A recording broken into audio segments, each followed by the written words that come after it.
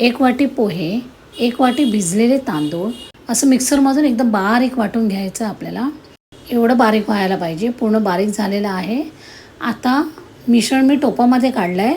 इथे मी 4 वेळा सेम पद्धतीचं प्रमाण घेतलेलं आहे. या पिठामध्ये चवीनुसार मीठसुद्धा टाकायचं आपल्याला.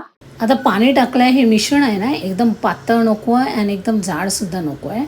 म्हणजे आपण एकदा जे वाटून काढतो त्यामध्ये 3 पेले जवळजवळ पाणी घालायला लागतात.